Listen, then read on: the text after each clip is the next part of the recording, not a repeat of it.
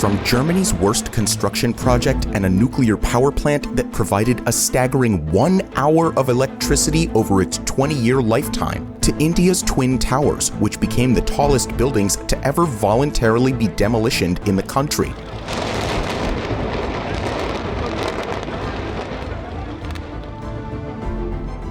Today, we'll take a look at the megaprojects that took a really dumb turn for the worse. And we start with number 3, Germany's worst construction project.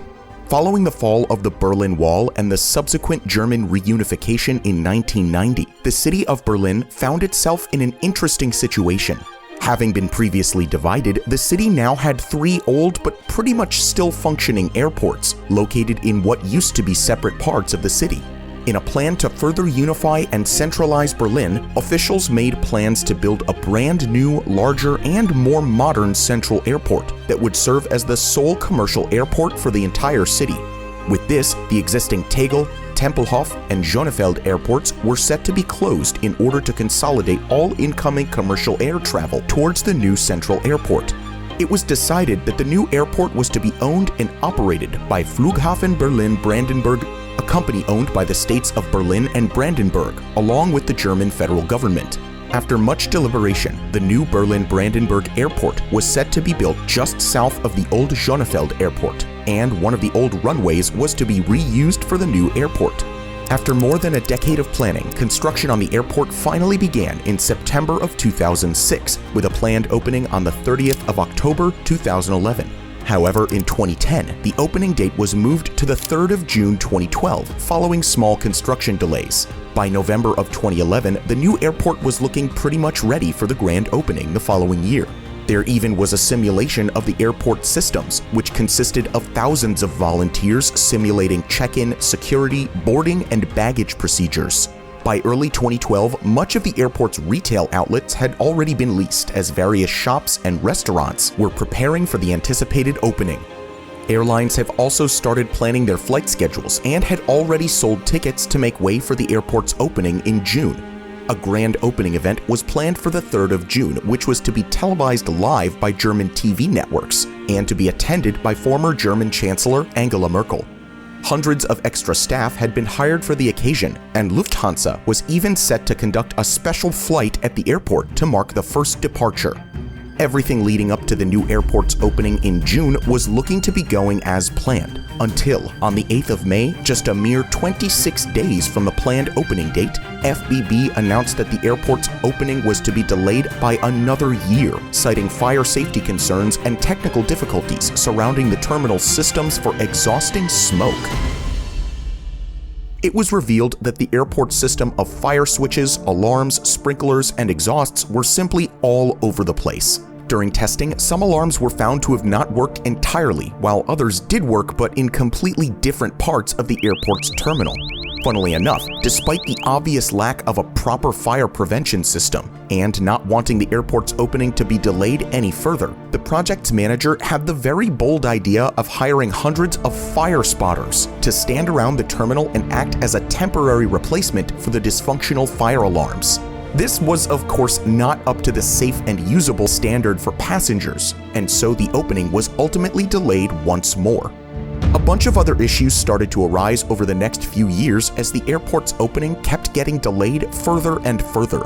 Hundreds of kilometers of wiring had to be rerouted and rebuilt following drastic changes in the airport's layout. Thousands of doors were numbered incorrectly. There weren't enough check-in desks. Entire walls had to be demolished and rebuilt. A former manager for the airport was even found to have accepted a corrupt bribe for a company to secure a bid in the construction. At one point, it was even reported that hundreds of TV displays inside the terminal had already broken over the duration of the airport's delays because they were left running despite the airport itself not even being open to the public.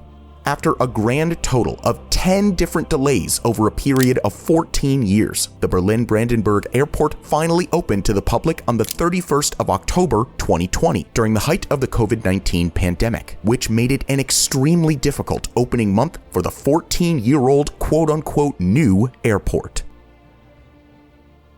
Number 2, the most useless power plant ever constructed. The Monju nuclear power plant was a promise of nuclear energy security for the Japanese people when it was first proposed for construction back in 1983. Located in the Fukui Prefecture in central Japan, Monju was proof of concept for a new technology that would have significantly reduced Japan's dependency on importing foreign nuclear fuel.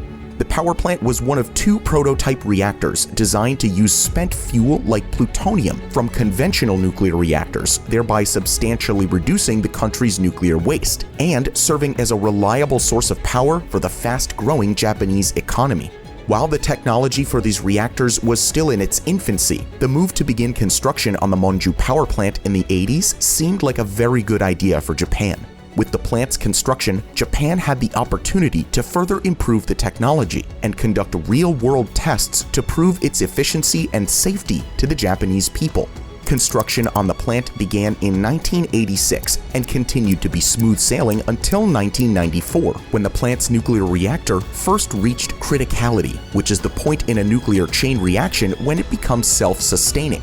Finally, in August 1995, the plant was inaugurated with the Power Reactor and Nuclear Fuel Development Corporation taking charge of operations. Since its inauguration, the Monju power plant seemed to be performing properly and all systems were functioning as intended. Unfortunately, just 3 months after the plant was commissioned, a coolant leak that subsequently caused a fire in the facility forced Monju to temporarily shut down. This incident would soon become the first of many unfortunate and sometimes just plain dumb issues and controversies that would plague the power plant for decades to come. After initial investigations, the coolant leak was attributed to a weak point in one of the pipes that carried the coolant for the plant. Although the accident was not radioactive in nature, it was met with harsh criticisms from the Japanese public, when it was later revealed that the company in charge tried to cover up the incident by falsifying official reports, editing surveillance footage, and issuing a gag order to its employees. Following the 1995 accident and subsequent shutdown of the power plant, the Japan Atomic Energy Agency announced their plans to finally restart Monju in 2000, but the public were still very much against the idea of the plant's reopening, and so an ensuing 5-year-long legal battle took place that ultimately resulted in the Japanese Supreme Court giving the go signal for the plant's recommissioning. Monju was scheduled to restart in 2008, but it was unfortunately delayed a total of 2 more times and moved as far back as February of 2010. The plant's recommissioning became even more difficult and expensive after the delays when the new fuel that was loaded into the reactor back in 2008 was found to have already decayed to only 1/2 of its original plutonium count, making criticality impossible without requiring another expensive replacement. Monju finally became operational in May of 2010, but unsurprisingly at this point, only 3 months later, another accident befell the power plant when a 3-ton piece of equipment meant for refueling fell into one of the reactor vessels. It took authorities almost an entire year just to retrieve the fallen part from the reactor. Over the next few years, after a series of more incidents relating to improper maintenance and substandard management practices from the plant's operators, which at this point is just honestly too many to count, the future of the Monju power plant started to become uncertain. It also didn't help that in 2011, the Fukushima incident made the Japanese government reassess its nuclear policy as the Japanese public started to resist nuclear power. Over the course of 2 decades since Monju was commissioned, and after a total price tag of over $8.5 billion, the power plant generated usable power for the Japanese grid for a grand total of just 1 hour. In 2016, it was finally decided by the Japanese government that the Monju nuclear power plant was to be decommissioned, a lengthy process that is expected to take 30 years and an additional $2.6 billion to complete. In its aftermath, the Japanese government never got anything in return from their investment, and the Monju nuclear power plant has only caused them billions of dollars and decades of wasted time to achieve virtually nothing. Number 1. The demolition of India's Twin Towers. The new Okhla Industrial Development Authority, or Noida for short, is a planned city located in India's national capital region, just a few kilometers southeast of New Delhi. As part of a rapid urbanization movement that began in 1976, the city has grown today to become one of the richest regions in the country and is classified as a special economic zone. In 2015, Noida was even ranked as the best city when it comes to housing in the entire country. One of the top players in the country's real estate industry is Supertech Limited.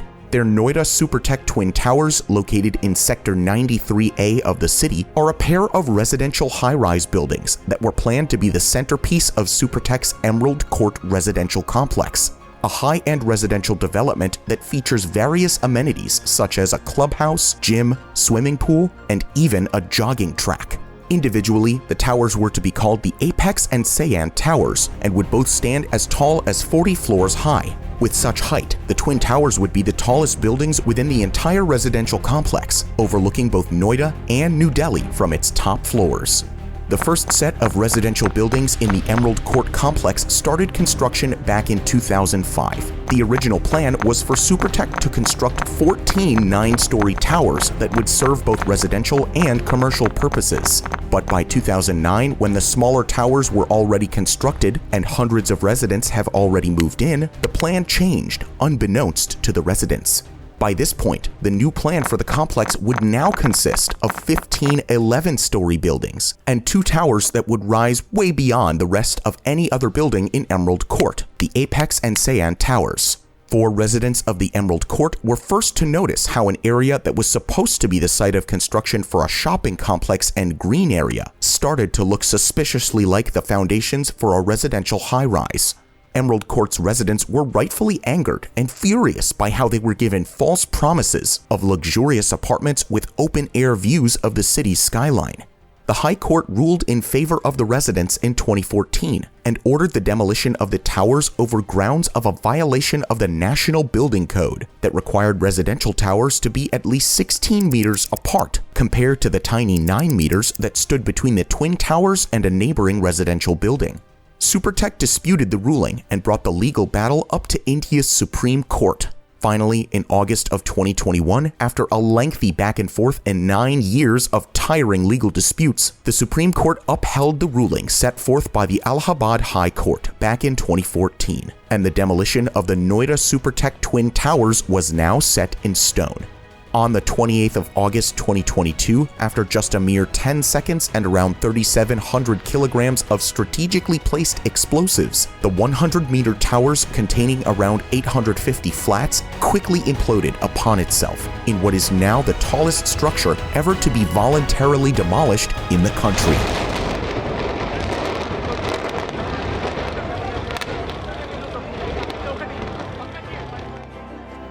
What do you think about these megaprojects that took a really dumb turn? Could their issues have been prevented? Let us know in the comments below. If you want to learn more about other megaprojects, you can check out our video, Insane Megaprojects That Were Never Built.